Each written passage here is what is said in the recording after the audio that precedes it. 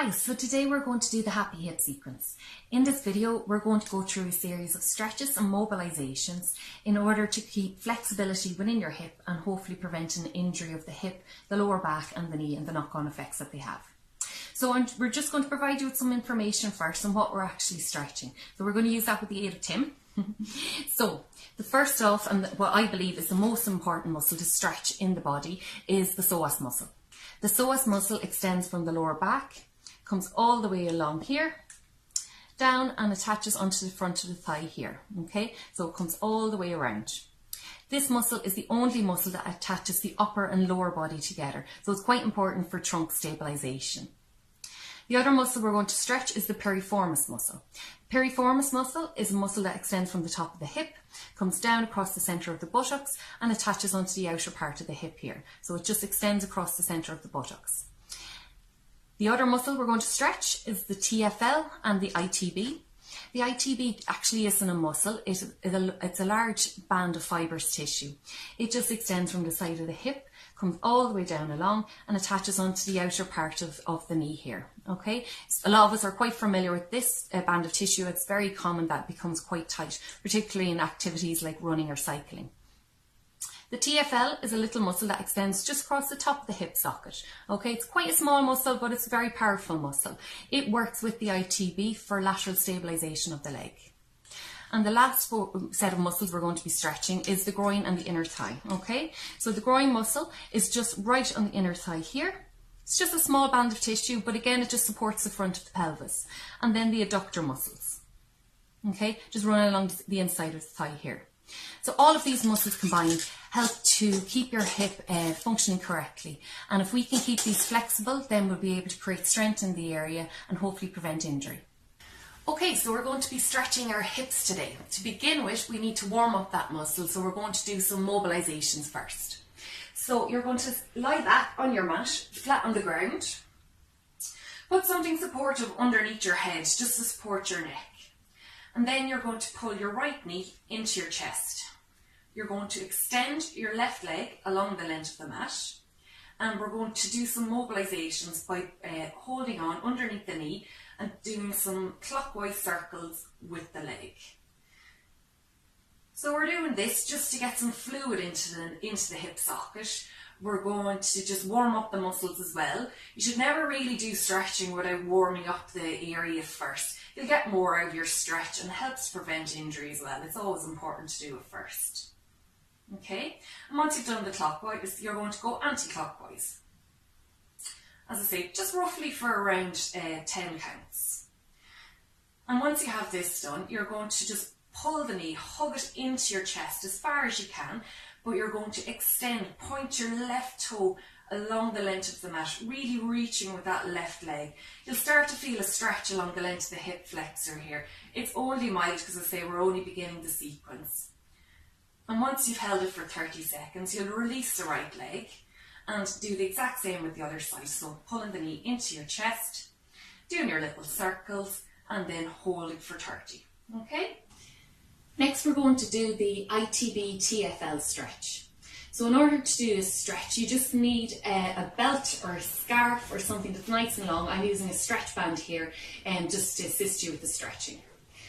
So like the other ones, we're just going to lie back flat on the mat.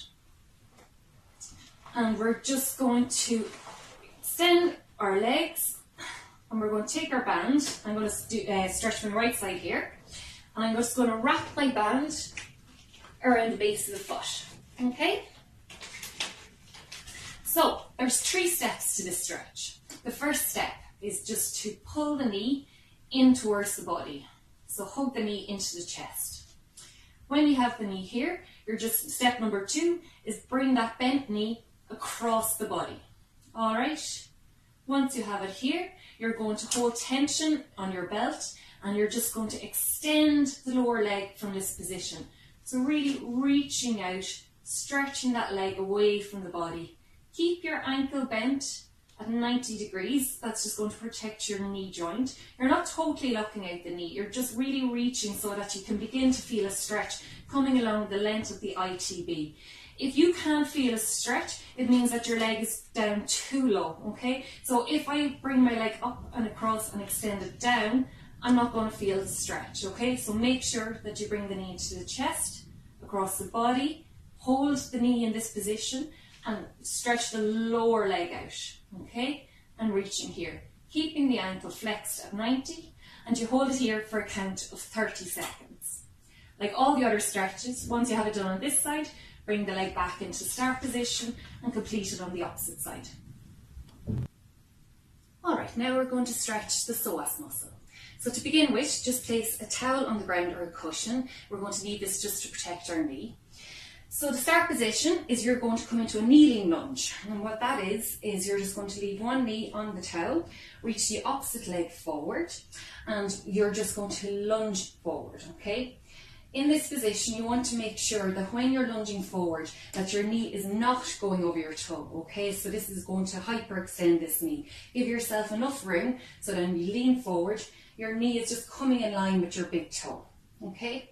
So we're just going to bring our palms down on the mat, either side of our foot, and we're going to start by mobilising the psoas muscle, the hip flexor, okay? So to do this, you're going to curl your toe under, and you're just going to push your hip up, okay? And we're going to gently place it back down. And you're just going to do this in order to bring a little, we're going to do this for a count of 10. And the reason we're doing this is that we want to increase the blood supply to the hip. You want to increase mobility in order to get more out of our stretch later on.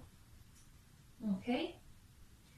So once we have our 10 mobilizations done, you just leave your knee on the mat, engage your core muscles and your glute, and you're just going to walk your hands up onto the opposite knee. Okay, so if you can feel the stretch, it'll be just along the front of the thigh here, okay, and kind of slightly up into the abdomen. If you're comfortable, you can stay in this position, but if you want to increase it, what you can do is you just lift your left arm up. I'm stretching my left leg, so I lift that arm up, palm turned in towards the body, and just really reach up towards the ceiling, okay? You should feel this coming up higher into the psoas muscle, just in around the lower ribs, and you just hold it here. Now again, if you want to increase that and bring in a little bit of oblique stretching as well, we're just going to reach over to the right hand side, really stretching over, and you'll start to feel a pull in the higher part of that muscle. Okay? So once you have reached the position you're comfortable in, you're going to hold it here for 30 seconds. And once that's complete, you just come back into the start position, switch over and do the opposite side. Okay. Alright, now we're going to stretch our piriformis muscle. So to begin this stretch, you're going to place your mat in front of the wall, lie back, flat on your back, put a towel or a cushion behind your neck, again just to support your neck, get yourself nice and comfortable. I'm going to stretch my left piriformis so you can see what I'm doing. So I'm going to put my right foot up on the wall. You want to make sure that when you have your foot on the wall that you have a nice 90-degree bend in your knee, okay? Then you're going to place your left ankle over your right knee, okay, so we're just opening the hip out. You're going to place the palm of your left hand just on the inside of your left knee, so we're just going to apply a little bit of pressure here. So you're just going to push down nice and gently just to try and open the socket a little bit more. And once you've found a nice position here where you can feel a stretch in the piriformis muscle, you're going to hold this position for 30 seconds. Now make sure when you're doing this stretch, it's typical after about 10 to 15 seconds that the muscle begins to release. So don't ease off on the pressure, apply nice pressure to it. Not to bring it into pain, I say just to feel a nice deep stretch in the piriformis, which is just at the back of the buttocks here. Okay, so you hold it there for 30 seconds. And like all the other stretches, you're going to place the left foot on the wall, place your right ankle over your left knee, and just begin the sequence again. Okay? Next we're going to come into frog pose. Okay, so to begin with, we're just going to have our mat horizontal and we're going to come into a box position like we did before. So that means that your hands are going underneath your shoulders and that your knees are stacked underneath your hips. To start off with, you're just going to flex your feet out to 90. Okay, 90 degrees, so turning the ankles outwards. You're going to slowly just allow your legs just to fall open, just allowing stretch to come into the inner thigh. Once you've found the point of tension, you just have to watch your position and make sure that your knee is still in line, stacked with your hip, and that your feet are flexed at 90. Okay, so once you've double checked that, what I like to do is just take a couple of towels, place them in front of you, and you can come down and rest your elbows down on the towels. Just allows you to sink a little bit deeper and just concentrate on the area that you're stretching. So you just remain in this position for 30 seconds, just deep breathing and allowing the hips just to open up. And once you've finished, all you're going to do is just engage the core, place your hands on the towel, and just slowly draw your hips back in. This is quite an intense stretch, so always just make sure that you work within your own limitations. Each time that you do this stretch, you will increase the mobility and over time, the flexibility in your hip socket.